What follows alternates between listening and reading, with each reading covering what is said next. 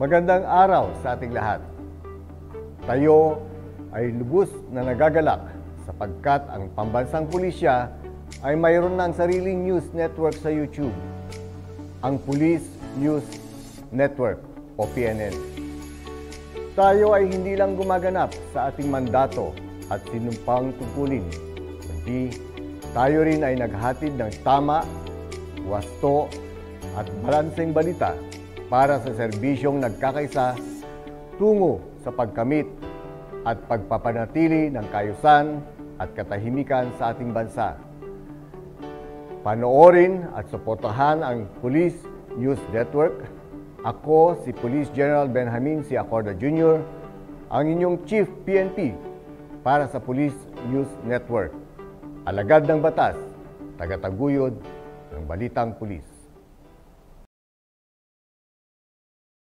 Maglilingkod sa bawat Pilipino at magbibigay ng tamang impormasyon para sa tahimik at maayos na Pilipinas. Police News Network, alagad ng batas, tagapagtaguyod ng balitang pulis, sandigan ng mamamayan, patnubay ng katotohanan. La Campo Crame, maghahatid ng pinakahuling kaganapan at nagbabagang balita. Ito ang PNN Police News Network. At ngayon, ang inyong mga tagapagbalita. Magandang araw, Pilipinas. Kami ang inyong alagad ng batas, tagataguyod ng balitang pulis, Master Sergeant Vanessa Villanos. Maghahatid ng tamang balita, kwento ng pulis at serbisyo para sa mamamayan. At ito ang PNP News Online, ang pangunahing balita ng Police News Network, alagad ng batas, tagataguyod ng balitang pulis.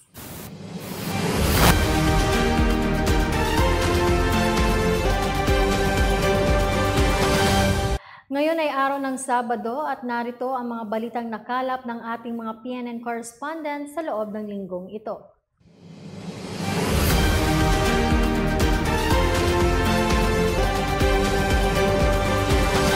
Sa ating unang balita, isang tindera sa Valenzuela ang walang awang sinaksak at hinold up ng isang lalaki. Sa tulong naman ng CCTV at dahil sa agarang aksyon ng mga tauhan ng Valenzuela PNP ay kaagad din na naaresto ang nasabing sospek. Ang detalye ng balita mula kay Corporal Sheena Marita po. Arestado ang isang construction worker na nang hold up at nanaksak ng isang tindera ng ukay-ukay. Kinilala ang suspect na si alias Axel, 30 taong gulang, residente ng Naga City, Bicol. Ang kanyang biktima ay si alias Renalyn, 19 na taong gulang, helper at kahera sa tindahan ng ukay-ukay na nasa Tongko Street, Barangay Maysan, Valenzuela City. Ayon sa investigasyon, nagpanggap na customer ang suspect. Nang makakuha ito ng tiyempo ay biglang tinutukan ng kutsilyo sa leeg ang biktima at ipinasok sa loob ng comfort room. Doon na sinuntok ni Axel si Renalyn sa mukha at saksakin ng 2 beses sa tiyan. Nagpalit umano ng damit ang suspect matapos gawin ang krimen bago ito tumakas. Nawalan ng malay ang biktima at nang muling magkamalay matapos ng ilang minuto, natuklasan nito na nawala ng 3,500 na pinagbentahan na nasa loob ng kanyang belt bag. Nang araw din yun ay nagsagawa ng follow-up operation at backtracking sa CCTV footages ang mga operatiba ng Valenzuela City Police Station. Ito ay nagresulta sa pagkadakip kay alias Axel sa isang construction site sa Arjacinto Street, Barangay Canumay West, Valenzuela City. Ang suspect ay nahaharap sa kasong robbery with serious physical injuries.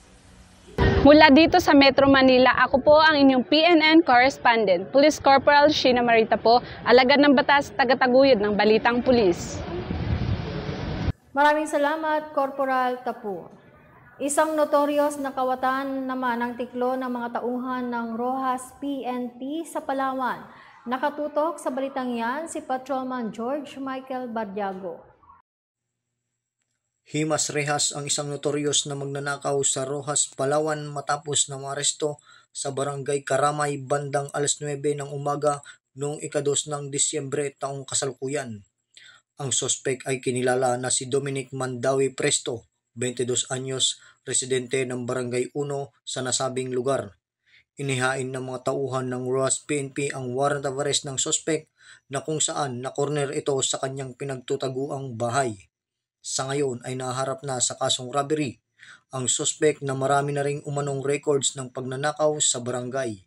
Kaugnay nito, ang korte ay may nirekomendang piyansa nagkakahalaga ng 48,000 pesos para sa kanyang pansamantalang kalayaan. Samantala, nasa kustodiya na ng ROAS PNP ang suspect habang inilitis ang kanyang kaso. Mula dito sa Calapan City, Oriental, Mindoro, ako yung PNN correspondent, Patrolman Bardiago. Alagad ng batas, tagataguyod ng Balitang Pulis. Salamat, Patrolman Bardiago. Sa Central Luzon naman, isang dating rebelde ang tuluyan ng nagbalik loob sa mga tauhan ng 2nd Provincial Mobile Force Company Tarlac PNP sa Barangay Malacampa, Kamiling, Tarlac. Ang magandang balita mula kay Corporal Maria Elena de los Santos. Dating rebelde nagbalik loob sa mga tauhan ng 2nd Provincial Mobile Force Company, Tarlac Police Provincial Office sa Barangay Malacampa, Kamiling, Tarlac. Ang naturang rebelde ay dating miyembro ng kilusang larangang gerilya Tarlac Zambales na nag-oopera sa naturang probinsya. Kasabay ng kanyang pagbabalik loob ay kanyang isinuko sa mga otoridad ang isang caliber 38 na walang serial number at mga sangkap sa paggawa ng improvised explosive device. Ang mga isinukong armas ay kasalukuyang nasa kustodiya ng 2nd Provincial Mobile Force Company, Tarlac Police Provincial Office para sa wastong dokumentasyon at disposisyon. Mula dito sa Police Regional Office 3 ang inyong PNN correspondent, Police Corporal Maria Elena S. de los Santos, alagad ng batas, tagataguyod ng Balitang Pulis. Maraming salamat, Corporal de los Santos. Isang babae ang inaresto ng PNP Regional Anti-Cybercrime Unit 13 dahil sa kasong cyber libel. Alamin ang report mula kay Patrolwoman Mary Grace Artezuela. Isang 33 anyos na babae inaresto ng mga tauhan ng Regional Anti-Cybercrime Unit 13 katuwang ang CIDG Agusan del Norte PFU nitong ika-27 ng Nobyembre taong kasalukuyan. Kinilala ang suspect na si alias Merlin, may asawa at residente ng Doña Rosario Tubay, Agusan del Norte. Naaresto ang suspect sa bisa ng warrant of arrest dahil sa paglabag sa Section 4C4 cyber libel ng RA 10175 na may criminal case number 2023-268 noong Oktubre nitong taon na inisyon no Honorable Fernando Fiudalan Jr., Presiding Judge Regional Trial Court 10th Judicial Region Branch 34 Cabadbaran City, Agusan del Norte at may inirekomendang piyansa na nagkakalaga ng 10,000 piso. Ang pag-aresto ay naitala sa pamamagitan ng paggamit ng alternative recording device. Ipinaalam sa akusado ang kanyang mga karapatan sa ilalim ng Miranda Doctrine sa dialektong naiintindihan niya. Pansamantalang nasa kustodiya ng CIDG Agusan del Norte PFU ang suspect para sa dokumentasyon at disposisyon ng kaso. Mula dito sa Campo Crame, ako si Patrolwoman Mary Grace Artezuela, ang inyong PNN correspondent, alagad ng batas, tagataguyod ng Balitang Pulis. Maraming salamat, Patrolwoman Artezuela. Huli sa isang manhunt operation ng mga tauhan ng Regional Mobile Force Battalion ng NCRPO ang wanted person dahil sa kaso nitong paglabag sa Republic Act 9995 o ang Anti-Photo and Voyeurism Act of 2009. Patrolwoman Marimar Magongoy sa report. Huli sa ginanap na manhunt operation ng Warrant and Subpoena Section ng Pasig City Police Station kasama ang tauhan ng 4th Mobile Force Company ng Regional Mobile Force Battalion NCRPO, ang isang wanted person sa kasong paglabag sa Anti-Photo and Voyeurism Act of 2009 o Republic Act 9995.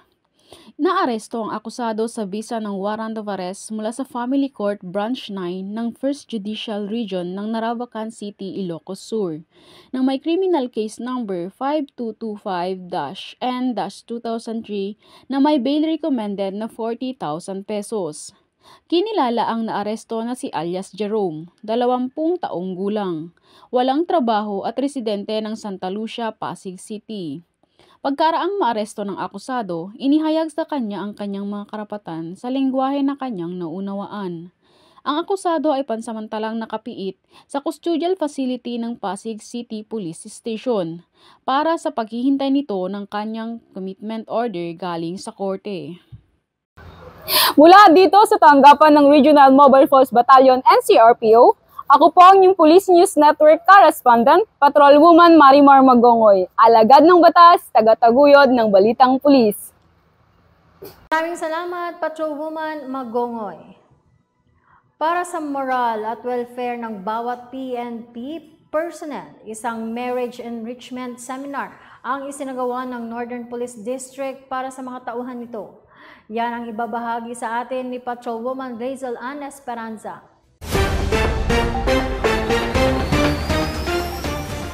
Isang makabuluhang kaganapan ang naganap kamakailan sa pagsusumikap na mapanatili ang masiglang pagsasama ng mga pulis at kanilang pamilya. Ipinagdiwang ng Northern Police District ang unang yugto ng kanilang Marriage Enrichment Seminar sa pakikipagtulungan ng Christ Commission Fellowship bilang bahagi ng Integrity Enhancement Program ng Philippine National Police. Binigyang diin ang kahalagahan ng masayang pagsasama ng mag-asawa at ang papel ng komunidad sa pagtataguyod ng ligtas at maayos na pamilya. Aming nakapanayam si Brother Adlaon na isa sa mga lecturer sa nasabing seminar. Naniniwala po tayo na itong mga ganitong intervention at programa ay napakahalaga sa buhay mag-asawa ng ating mga kapulisan kasi naniniwala po tayo na kapag ang family life ng ating kapulisan ay maayos, matibay, makapag-perform sila ng maayos sa kanilang mga trabaho. Kaya nga sinisikap natin sa ganitong mga intervention, mapalakas natin ang relasyon ng buhay mag-asawa ng ating mga kapulisan kasi ang strong na marriage will also impact the strength of the family. Kaya nga ginagawa natin itong mga programa na ito. At kapag maayos nga ang buhay mag-asawa, maayos yung pamilya, maayos din po yung kanilang panunungkulan at pag-deliver ng kanilang mga duties and responsibilities. Layunin ng programa na magtaguyod ng pag-unlad sa larangan ng pamilyang relasyon at pagtutulungan. Ang pagtutulungan ng Northern Police District at Christ Commission Fellowship ay nagpapakita ng ugnayan ng pulisya at komunidad sa layuning mapanatili ang kapayapaan, kaayusan at gabay sa pagpapalakas ng pamilyang Pilipino. Mula rito sa Northern Police District, ako po ang inyong PNN correspondent, Patrolwoman Razel Ann Esperanza, alagad na batas, tagataguyod ng balitang pulis. Maraming salamat, Patrolwoman Esperanza.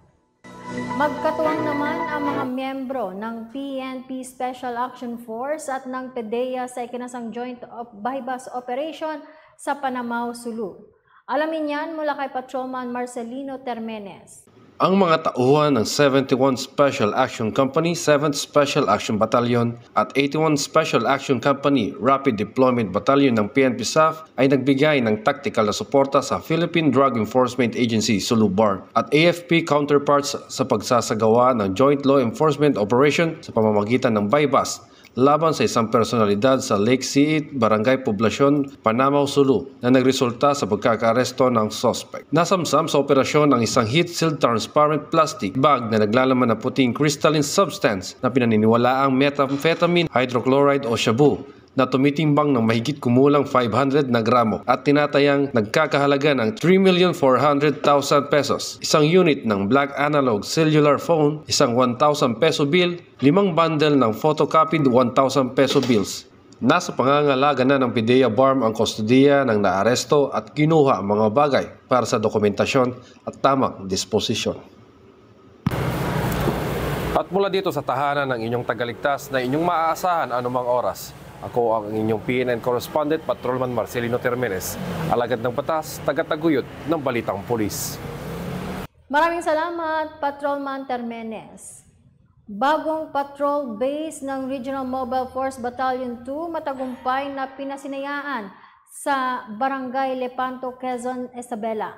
Yan ang sinaksihan ni Patrolman Raymart Paul Almondia. Tuluyan ng binasbasan at pinasinayaan ang bagong patrol base ng Regional Mobile Force Battalion 2 sa ilalim ng pamumuno ni Police Major Christian R. T. Kawile na ginanap sa Barangay Lepanto, Quezon, Isabela. noong ika-27 ng Nobyembre taong kasalukuyan. Pinangunahan ng aktibidad ni Deputy Regional Director for Operation Police Colonel Rodelio C. Samson at Municipal Mayor Jimmy Gamason kung saan binasbasan ang nasabing istruktura. Ito ay itinatag upang magsilbing Regional Border Control Point, anti-criminality at internal security operations alinsunod sa mandato ng Regional Mobile Force Battalion 2. Ang proyektong ito ay isang testamento at pagpapatunay na walang imposible kapag nagkaisa. Ito ay inspirasyon ng 204's Maneuver Company na lalo pang maging masipag at epektibo ang kanilang pagtupad sa tungkulin bilang alagad ng batas. Mula dito sa Lambak ng Cagayan, ako ang inyong Police News Network Correspondent, Patrolman Raymart Paul Almondia. Alagad ng batas, tagataguyod ng balitang pulis. Salamat, Patrolman Almondia. Kulungan naman ang kinahantungan ng isang babae sa Carcar City na hinuli ng mga otoridad dahil sa kaso nitong 3 counts of qualified theft. Alamin ang ulat mula kay Patrolman Edmerson Lapitan. Kulong ang 27 anyos na babae sa Carcar City, Cebu makarang maaresto kasunod ng paghahain ng kapulisan ng warrant of arrest. Ayon kay Police Lieutenant Colonel Peddy G. Noval, hepe ng Carcar City Police Station, dakong alas 9 ng umaga noong Huwebes ng maarestong akusado na kinilalang si Janice sa Barangay Poblacion 3 ng naturang lungsod. Sa warrant of arrest na inisyu ng Honorable Joy B. Redoble, Presiding Judge RTC 7th Judicial Region Branch 77 ng Carcar City, narap ang akusado sa kasong 3 counts of qualified theft. Nakapit ngayon ang akusado sa himpilan ng naturang istasyon. Tinitiyak naman ng buong kapulisan ng lungsod ang patuloy na pagpapaigting sa pagpapanatili ng seguridad sa kanilang nasasakupan. Mula dito sa Central Visayas, ako ang inyong Police News Network Correspondent, Patrolman Edmerson Lapitan. Alagad ng batas, tagataguyod ng balitang pulis. Maraming salamat, Patrolman Lapitan. Tinatayang mahigit sa 1 milyong pisong halaga ng shabu ang nasa kote ng himpilan ng Iloilo City PNP mula sa 2 nadakip na drug personality. Narito ang report ng ating ka-PNN, Patrolman Brent Marks Ngayaan. Nagresulta sa pagkakumpiska ng higit sa 1 milyong halaga ng iligal na droga ang isinagawang drug bypass operation sa Barangay Desamparados, Haro, Iloilo City noong ika-2 ng Disyembre 2023. Bandang alas 2 ng hapon nang isagawa ang naturang bypass operation ng pinagsamang mga operatiba ng Iloilo City Drug Enforcement Unit, Iloilo City Police Station 1 at Iloilo City Police Station 3. Kinilala ni Police Colonel Joresti Coronica, City Director ng ICPO, ang mga nadakip na suspek na sina alias Elong at si alias Stephen na parehong naitala bilang mga high-value individual drug personality. Ayon kay Police Colonel Coronica, agad na inaresto matapos makipagpalitan ang mga ito ng isang pakete na naglalaman ng pinaniniwalaang shabu sa halagang 18,000 pesos sa nagpanggap na po-sure buyer. Dagdag pa, nakuha pa sa posesyon ng mga suspek ang 5 pakete at isang knot-tied plastic sachet ng pinaghinalaang shabu na kung saan lahat ng drogang nakumpiska ay tumitimbang ng 150 gramo at nagkakahalaga ng 1,020,000 pesos. Dinala ang 2 nahuli sa himpilan ng Iloilo City Police Station 3 para sa kaukulang disposisyon at pagsasampa ng kasong may kinalaman sa iligal na droga. Samantala, pinuri ni Police Brigadier General Sidney N. Villaflor ang lahat ng operating units sa kanilang tagumpay laban sa iligal na droga. Nanawagan din ang Pro-6 Top Cops sa mamamayan ng buong rehiyon upang patuloy na makipagtulungan at makiisa sa mas pinigting na kampanya kontra iligal na droga tungo sa isang ligtas na pamayanan at sa magandang kinabukasan ng ating mga kabataan. Mula dito sa Campo Delgado, Iloilo City, ako po ang inyong Police News Network Correspondent, Patrolman Brent Marks Ngayaan, alagad ng batas, tagataguyod ng balitang pulis. Maraming salamat, Patrolman Ngayaan. Pinatunayan naman ng PNP at mga stakeholders nito ang kanilang serbisyong nagkakaisa sa kanilang isinagawang relief operations sa Northern Samar kung saan marami sa ating mga kababayan na nasalanta ng matinding pagbaha ang kanilang natulungan. Yan ang sinaksihan ni Patrolman o Patrolwoman Rialyn Valdez. Matagumpay na naisagawa ang relief operations sa probinsya ng Northern Samar sa tulong ng pinagsanib na pwersa ng Philippine National Police, mga stakeholders at lokal na pamahalaan ng bayan ng Katarman at Palapag. Ang relief operations ay pinangunahan ni Police Major General Edgar Alan O. Cubo, Direktor ng Directorate for Police Community Relations, Police Brigadier General Reynaldo H. Pawid, Acting Regional Director ng Police Regional Office 8, Police Regional Office 5, PNP Maritime Group, kasama ang mga non-government organization tulad ng The Fraternal Order of Eagles, Philippine Eagles Incorporation at Rotary Club of Camp Crame. Tinatayang aabot sa 2 milyong halaga ng mga donasyon at relief packages ang naipamahagi ng ating mga kapulisan sa mga residente sa bayan ng Palapag at Katarman. Lubos naman ang pasasalamat ng mga naging benepisyaryo ng relief operation sa mga kapulisan, kasama ang mga stakeholders sa agarang tulong na kanilang ipinabot sa kanila. Ito ay nagpapakita lamang na ang PNP katuwang ang iba pang mga stakeholders ay nananatiling nakatuon sa pagbibigay ng tulong sa mga komunidad, lalong-lalo na sa paghahatid ng serbisyo sa mga lubos na nangangailangan. Mula dito sa Palapag, Northern Samar, ako ang inyong Police News Network Correspondent Patrolwoman Valdez, alagad ng batas, tagataguyod ng balitang pulis. Maraming salamat, Patrolwoman Valdez. Sa iba pang balita, 3-day Youth Leadership Bootcamp for Peace matagumpay na naisakatuparan ng mga tauhan ng National Capital Region Police Office sa Camp Bagong Diwa, Bicutan, Taguig City. Yan ang ibabalita ni Patrolman Simeon Bismonte.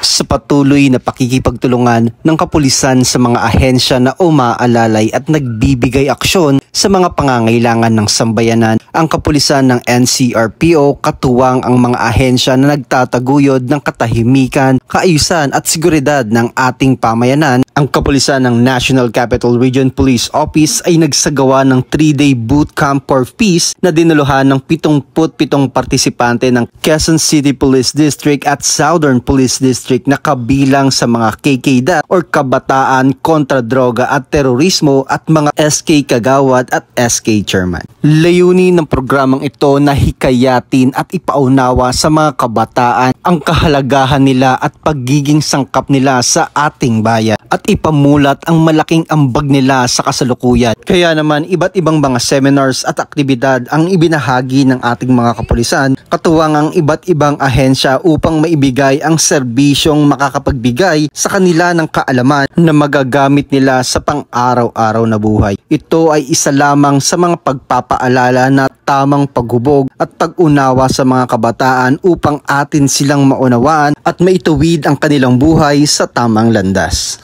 Malaking experience po to sa amin kasi as a kabataan, kailangan po namin hubugin yung mga leadership training namin na may babahagi pa po namin sa kapwa naming kabataan. Mga kabataan kontra droga at terorismo, sana ipagpatuloy niyo ang advokasya ng ating Philippine National Police dahil ito po ay isang leap of faith na magtitiwala tayo sa pagkakayanan natin makipagtulungan sa mga iba't ibang ahensya ng gobyerno. KK Bootcamp, napakahalagang programa nito sa mga kabataan. At proud po kami na napasama po kami o naging kaisa ng mga kapulisan sa ganitong klaseng programa. Bakit?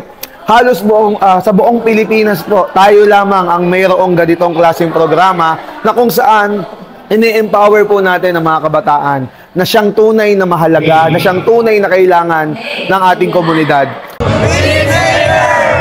Hindi titigil ang buong lakas ng kapulisan, hindi lamang ang National Capital Region Police Office, kung hindi ang buong rehiyon, pulo, lalawigan, distrito at mga barangay ang aming pagsisilbihan upang matiyak ang serbisyong de kalidad ang aming maibibigay sa ating pamayanan.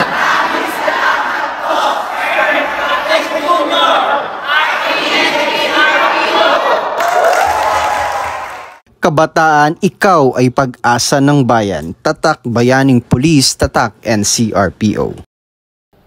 Mula dito sa NCRPO, ako yung Police News Correspondent, Patrolman Simeon Mabuti Bismonte, alagad ng batas, tagataguyod ng Balitang Pulis. Maraming salamat, Patrolman Bismonte. Hindi na nakapalagpa ang isang lalaki nang magkasa ng entrapment operation ang mga tauhan ng Regional Anti-Cybercrime Unit 5 dahil sa kaso nitong grave coercion. Nakibalita dyan si Patrolwoman Mary Grace Artizuela.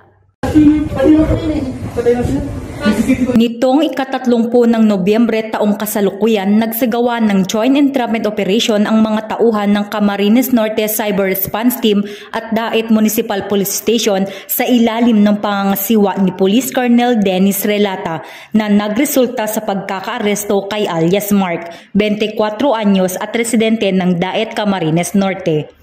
Ayon sa biktima, may nagpadala sa kanya ng mensahe gamit ang Facebook ng isang hindi kilalang tao. Nang kanyang i-check ang kanyang Facebook account, dito niya nakita ang kanyang larawan na pinost ng suspect na walang pahintulot. Dito na nagsimulang humingi ng pera ang suspect kapalit ng pagbura sa nasabing larawan. Inakusahan ng suspect ng kasong paglabag sa Article 286 grave coercion na may kaugnayan sa Section 6 ng RA 10175. Ipinaalam sa suspect ang kanyang mga karapatan sa ilalim ng Miranda Doctrine sa dialektong naiintindihan niya. Pagkatapos ay dinala ito sa Camarines Norte Provincial Hospital para sa physical at medical examination. Pansamantalang nasa Daet Municipal Police Station ang suspect para sa dokumentasyon at disposisyon ng kaso. Mula dito sa Campo Crame, ako si Patrolwoman Mary Grace Artizuela, nagbabalita para sa Police News Network, alagad ng batas, tagataguyod ng balitang pulis. Maraming salamat, Patrolwoman Artizuela. Arestado ang isang lolo sa isinagawang manhunt operation ng mga otoridad sa kaso nitong frustrated murder sa Upaw, Mandaue City. Ang report mula kay Patrolman Edmerson Lapitan.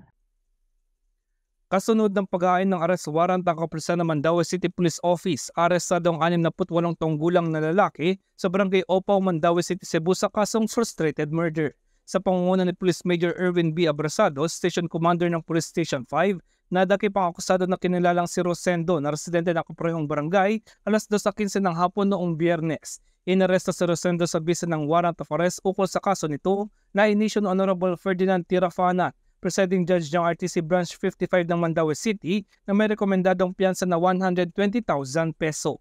Para sa tiyak na kaayusan at seguridad ng komunidad, patuloy ang kapulisan ng lungsod sa pagtuntun at pagtugi sa mga personalidad na may pagkakasala sa batas.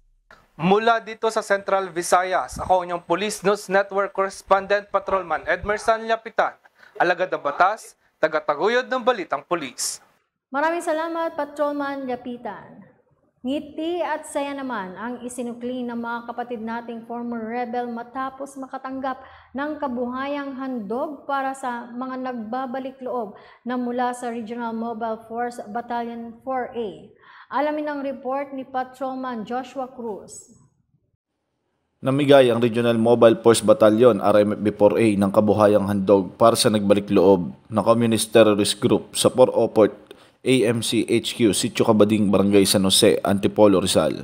Ang aktibidad ay pinangunahan ng mga tauhan ng Port Oport A Maneuver Company RMFB-4A sa pamumuno ni Police Captain Eric Paul Merceni, Acting Company Commander, kasama ang 22nd Special Action Company, 2nd Special Action Battalion, PNP Special Action Force, District Mobile Force Battalion, Northern Police District, at ang mga miyembro ng Sinag Elite Lady Eagles Club at Advisory Group. Ang dalawang miyembro ng CTG na mula sa CTG Urban and Rural Operation Area ay nakatanggap ng food packs at grinding machine bilang paunang suporta para magamit bilang alternatibong pagkakakitaan ng kanilang pamilya. Layunin nitong iparamdam sa mga nagbabalik loob at hinihikayat ang mga natitira pang miyembro ng CTG ng gobyerno sa pamamagitan ng mga kapulisan at stakeholders ay handang tumulong para talikuran ang baluktot na ideolohiya ng mga CTG at makamtan ang tunay na kapayapaan, kasaganaan at kaligtasan sa piling ng kanilang pamilya. Mula dito sa Calabarzon, ako po ang inyong Police News Network Correspondent, Patrolman Joshua Cruz, alagad ng batas, tagataguyod ng balitang pulis. Maraming salamat, Patrolman Cruz. Dahil sa pang-aabuso sa karapatan ng mga kababaihan, o Karapatan ng Kababaihan, isang lalaki ang huli ng Regional Mobile Force Battalion ng NCRPO dahil sa kaso nitong Anti-Violence Against Women and Their Children Act of 2004. Muling maghahatid ng balita si Patrolman o Patrolwoman Marimar Magongoy.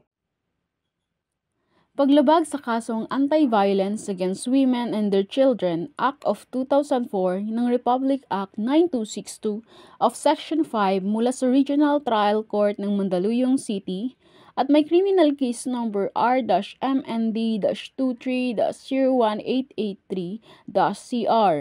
Ang isang lalaki na si alias Patrick, 29 na taong gulang, isang account manager at residente ng Philham Homes, Quezon City.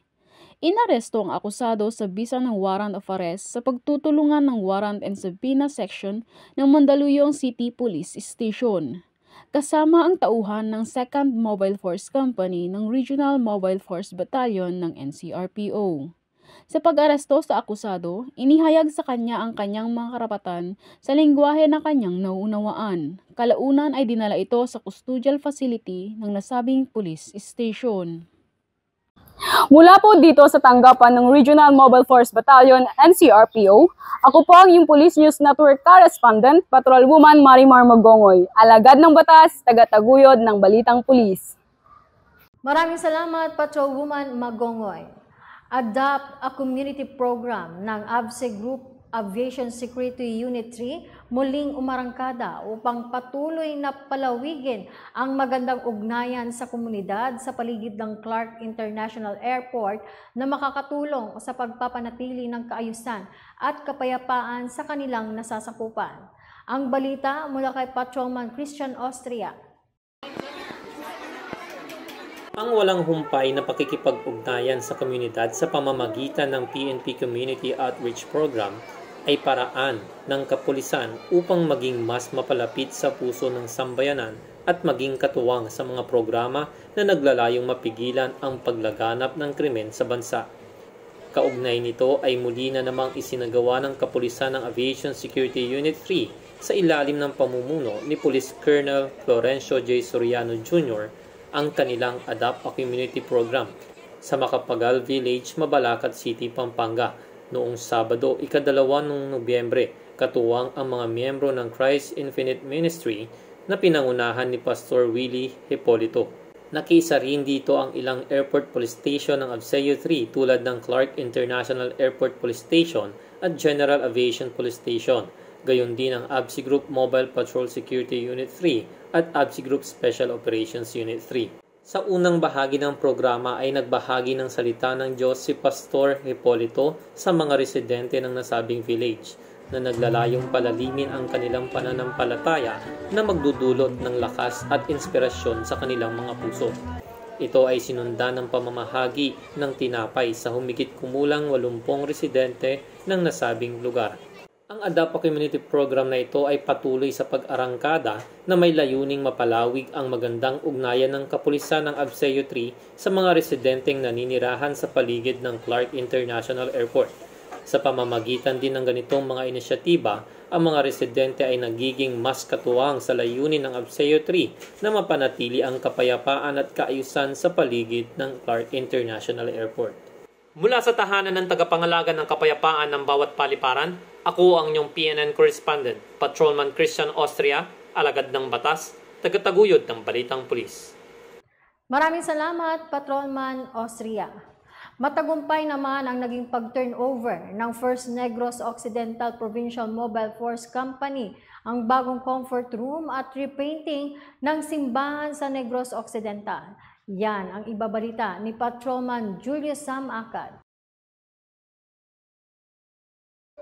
Matagumpay na sinagawa ng First Negros Occidental Provincial Mobile Force Company ang turnover ng bagong comfort room at repainting ng simbahan ng Christ Community Baptist Church sa Purok Pinas, Barangay Zone 3, Talisay City, Negros Occidental. Ito lamang ka-4 ng Disyembre taong kasalukuyan. Ang aktibidad ay pinangunahan ni Police Lieutenant Colonel Edison Garcia, Force Commander ng 1st NOCPO PMFC, kasama ang Talisay CCPS at mga miyembro ng naturang simbahan. Matagumpay na naging bahagi ng nasabing aktibidad ang iba't ibang stakeholders sa pamamagitan ng kanilang pagbibigay ng mga materyales kasama ang pagsuporta ng pulisya at ng komunidad sa pagsasaayos ng nasabing simbahan. Ang pagpapakita ng kooperasyon at pagkakaisa ng kapulisan at iba't ibang sektor ng lipunan sa naturang proyekto ay nagpapakita ng diwa ng pagtutulungan at pagmamalasakit sa kapwa. Mula dito sa Police Regional Office 6, ako po ang Police News Network Correspondent Patrolman Julius Sam Akad, alagad ng batas, tagataguyod ng Balitang Pulis. At yan ang mga balitang nakalap ng ating mga PNN correspondents mula Luzon, Visayas at Mindanao sa loob ng linggong ito. Sa ngalan ng 228,000 strong members ng Philippine National Police sa pangunguna ni Chief PNP General Benjamin Casuga Acorda Jr., kami ay maglilingkod sa bawat Pilipino at magbibigay ng tama at balanseng balita. Mula rito sa tanggapan ng tagapag-ugnay ng Pambansang Pulisya, kami ang inyong alagad ng batas, tagataguyod ng Balitang Pulis, Master Sergeant Vanessa Villanos. Maghahatid ng tamang balita, kwento ng pulis at serbisyo para sa mamamayan. At ito ang PNP News Online, ang pangunahing balita ng Police News Network.